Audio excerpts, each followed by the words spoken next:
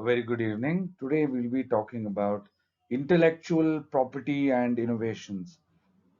By very virtue, an innovation is something which is new to the world, which is something new to any marketplace around the world, and thereby this innovation becomes the intellectual property either of an individual, of an organization, of a committee, or any one such organized body. Thereby, it becomes important for us to look at innovations from an intellectual property standpoint as well. Now, innovations can be both tangible and intangible. So, a car, something which is really unique, maybe say a car that runs on water, a car that runs on biofuel, a car which runs on electricity entirely. These are tangible innovations and they must be protected as well. Whereas you have intangible innovations, which could be an idea, which could be a process. You can't touch, feel, and see the process. But we've discussed the case study of Henry Ford, where his assembly line system, which was a process innovation, is now patented and there is an intellectual property which protects it.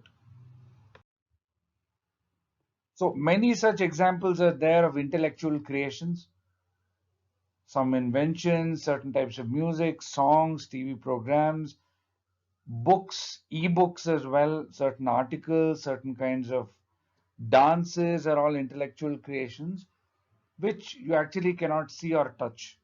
But let's say you are creating it using a physical medium, which is, say, paper, which is, say, maybe the Blu-ray disc, which is maybe, say, a CD-ROM, which is maybe, say, a new intellectual creation which I happened to peruse upon a few days ago, is this concept called the smart pen, where you can write like you would a normal pen on a piece of paper. But the advantage of this pen is it records and stores all this information in a soft copy format which can be transferred to a computer perhaps. So that's a physical, tangible intellectual creation.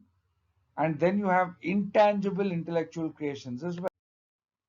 Now, this intellectual property can be bought and sold. So by its very nature, I told you, innovation leads to commercialization. So you can buy and sell it. You could also lease and rent it, meaning the intellectual property thereby belongs to you entirely. You're not transferring ownership. You're allowing someone the opportunity to use it, but you always hold the ownership of it. You can assign it to someone else. You can pass it from one person to another person under a will. So these are all the types of intellectual property which are necessary to protect an innovation. One, you have patents, you have copyrights, trademarks, trade secrets, something which is also called a service mark, something which is also called trade license. These are other types of intellectual properties which are actually designed to protect innovation. So as we move on ahead, I will explain each one of these types of IP to you. IP can either be shared, you can publish it, or you can keep it a secret. Good example is Elon Musk, the visionary founder, billionaire behind such companies like Tesla, SpaceX, the Boring Company, has chosen to publish the intellectual property of all of his inventions and innovations on the public forum. Whereas if you look at a company like Coca-Cola, they have held the recipe for Coke a secret for hundreds of years. Even the secret herbs and spices mix in KFC is one intellectual property which has been kept a secret right from the time of Colonel Sanders, who was the founder of this company. So we can either do the former or the latter. Additionally, what happens is you have something called a copyright. It's a legal concept. So whoever is the original creator of a particular, it could be a piece of art, it could be a piece of literature, it could be a certain kind of technology. The copyright is held for 70 years after the death of the visionary. Could be the author, could be a painter, could be a literator. It's held for 70 years, after which the work becomes completely public and you can actually copy it. So copyright conditions, it could be a certain kind of authorship. A copyright is usually quite creative, and when I say novel, I mean to say unique, one of a kind. Copyright holds a description of the idea, and copyrights are something which are going to give the creator of the innovation complete control over their product or service or process. Then you come to trademarks. You would have actually seen this. It could be a sign, it could be some design or expression. This truly differentiates certain products and services from one another.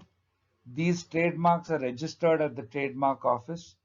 So good example, you will see the trademark of Nike, trademark of Coke, trademark of Suzuki, trademark of Dell, trademark of HP, trademark of Apple. Practically any product that you're using today, very carefully you can observe that it has a trademark to it. So good example is you have a trademark for the names of companies: Google, Siemens, Sony, Apple, Microsoft, Toshiba, Hitachi. You have trademarks for certain labels of products. Microsoft Windows has a label to it. iTunes, Mercedes, Audi have trademarks. Surprisingly, trademarks are given for sound as well. The Nokia ringtone is a trademark. Microsoft Windows starting tune is a trademark. The Apple iPhone ringtone, which is a sound, is also a trademark. So these trademarks cannot be copied and are the sole property of the creator. Then you have something which is called a trade secret. There is a small corrigendum in the word secret. Apologies for the same.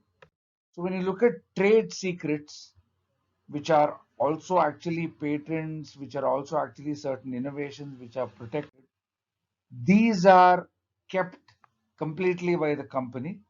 Before I go into that, you have to understand it can be something called a patent. This is given by the government, like your trademark, prevents others from selling, making, copying your innovation or invention. It's there for around 20 years. So you can see the Apple iPod. This is the old one, old model, the very first one introduced. This is the patent which was filed with the United States Patent Office. So this is patent number 70,46,230. You can see the telephone. So this is actually the patent filed by Alexander Graham Bell, the guy who created the telephone.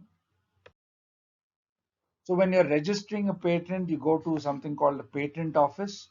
All details of the innovation or the invention. The office will check the conditions and then grant the patent. So you have to understand not all patents lead to success. But if you're exploiting patents in the right manner, that can lead to success. So I was talking to you about trade secrets. Here, this is entirely maintained by the company. So Coca-Cola, trade secret, KFC, trade secret. You will be amazed to know the biryani, specifically certain types of biryani made by companies like the world famous Hyderabadi biryani from Paradise, maybe some local smaller types of biryani. Their recipe is also a trade secret. They do not pass that on to anybody. It's protected by a long period of time. There's no registration for it, but there's no legal protection offered. And if someone asks you to disclose it, you have no option then to disclose. So finally, the best way to protect your innovation is to have a clear business model, because no matter what intellectual property protects your innovation, if the business model is not clear, it's easy for a competitor to copy it, to mimic it, to replicate it, and then make a fortune out of it. Thank you so much.